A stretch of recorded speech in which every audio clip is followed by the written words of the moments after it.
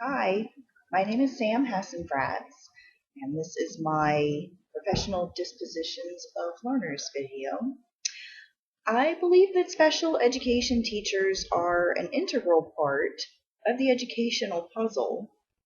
People generally think of special education teachers supporting the diverse learning needs of students with disabilities, but the special education teacher is important to the success of general education students as well. By having a resource available to work one on one or in a small group setting with students with special needs, it allows the general education teachers to continue teaching the gen ed population at a pace that's consistent with their learning and ability level. Ultimately, the special education teacher represents support support for students of all abilities, support for other educators, and support for students' families. We build relationships with all students while providing a safe place to ask questions, a safe place for them to fail.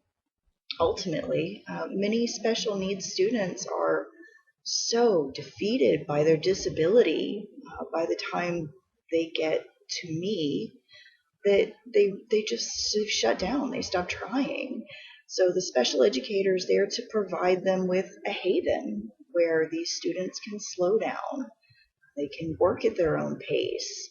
They can get hands on, maybe get a little messy sometimes, and figure out where the switch is that turns on their learning light. I believe, get real humble here, but I believe that I possess all 10 of the professional dispositions to a degree. I'm kind, I'm firm, I'm a fair educator who celebrates diversity and curiosity and compassion. I look for the strengths and weaknesses in every student so that I can help them to overcome any obstacles that they might be facing while building upon the strengths that they already have. I am open, honest, and always professional.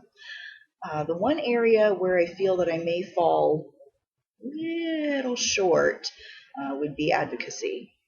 While I certainly agree that teachers should promote positive change in schools and in their communities, I've not personally branched out into the more philanthropic roles of volunteering at my school or in my community. But coming up, one of the requirements of this class is 6 hours of volunteer service in the community. So I will actively work to improve upon my advocacy in the coming weeks.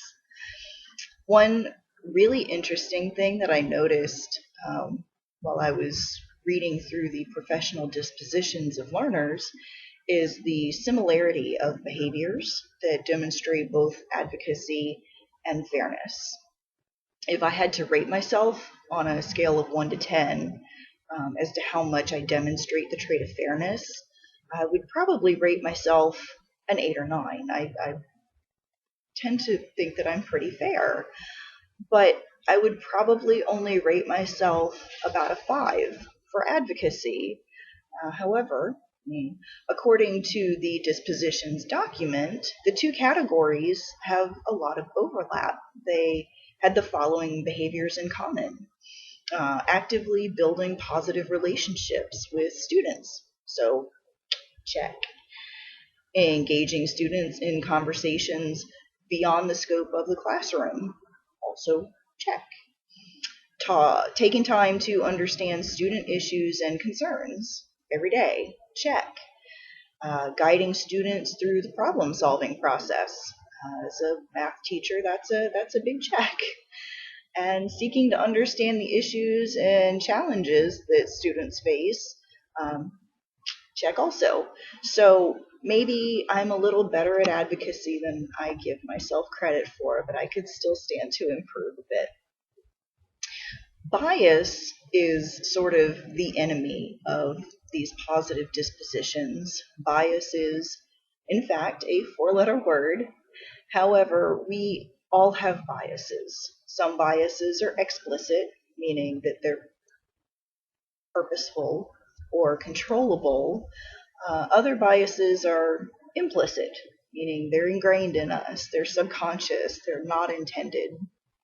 And maybe we associate antisocial behavior with creativity, or we assume that someone from a non English speaking household has a learning disability because they don't speak or write at the same grade level as their same age peers.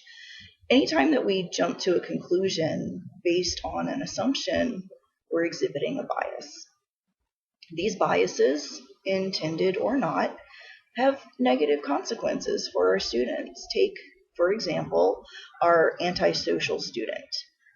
Assuming that they thrive on more creative activities could yield disappointing assignment results, could leave the student feeling defeated. Our kiddos, they want to impress us. They want to live up to our expectations.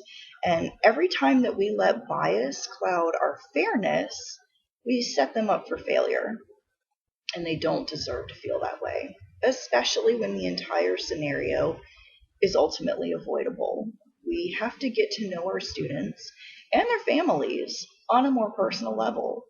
Find out what they enjoy outside of school: cultural, physical, academic, socioeconomic.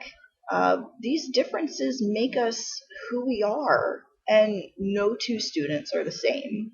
In my opinion, that's the best thing about being an educator, developing these relationships with students and their families, that these relationships will last longer than the single school year that we may have them in our class. These impacts that we have daily, they could last a lifetime. We have a chance to make a difference in each of these students' lives, and that is pretty powerful motivation.